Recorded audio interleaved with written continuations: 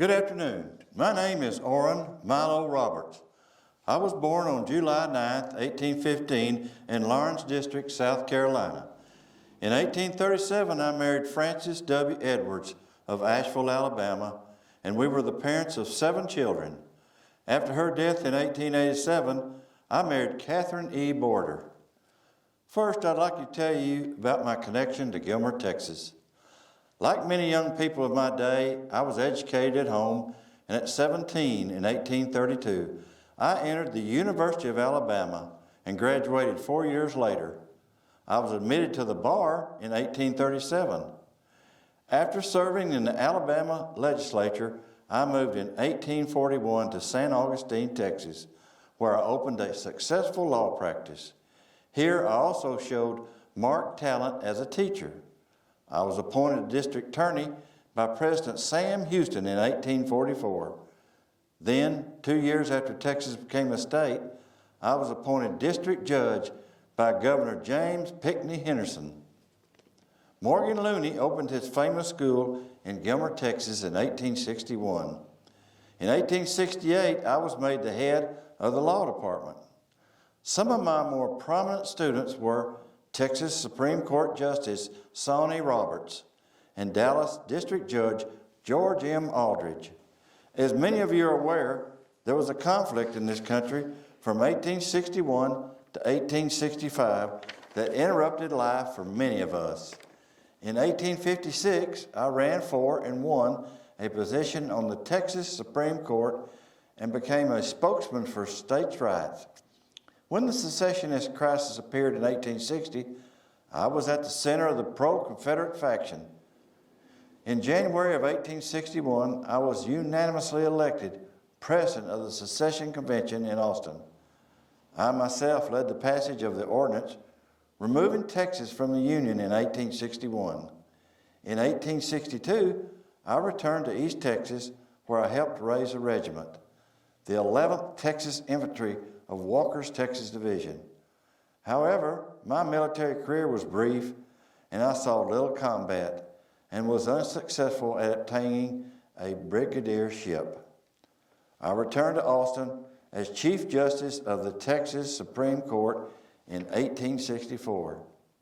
Then, along with other state incumbents, I was removed in 1865 due to my involvement with the Confederacy. Also, after being elected a delegate to the Constitutional Convention in 1866, and along with David G. Burnett, I was elected a United States Senator.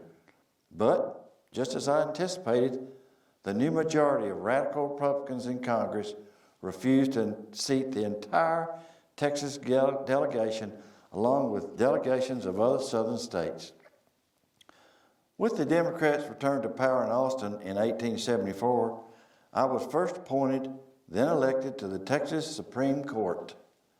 I was Chief Justice for 4 years and was involved in rewriting much of Texas civil law. Then in 1878, I was elected governor of Texas on a platform of post-Reconstruction fiscal reform. I served 2 gubernatorial terms marked by a reduction in state expenditures. My plan for countering the high taxes and state debt of the Reconstruction years became known as pay-as-you-go. My plan involved the sale of public lands to finance the debt and to fund public schools. The plan tended to favor large ranchers and companies in the development of West Texas, and I remained popular with rural landowners, largely because I lowered taxes. I was also popular with land speculators. The present pink granite Capitol building was constructed during my term, along with the laying of the cornerstone for the University of Texas in 1882. During my time in office, railroad mileage increased across West Texas, and the frontier became more secure. Immediately upon my retirement, I was appointed professor of law at the University of Texas, a position I held for the next 10 years. In 1893, I left the university and moved to Marble Falls, where I turned my attention and writing to more historical subjects. I had several historical publications, one of these being chapters in C.A. Evans' Confederate Military History of 1899, stressing the role of the Lone Star State in the Civil War. I participated in the formation of the Texas State Historical Association and served as the organization's first president. I had a long and influential life, as you can tell.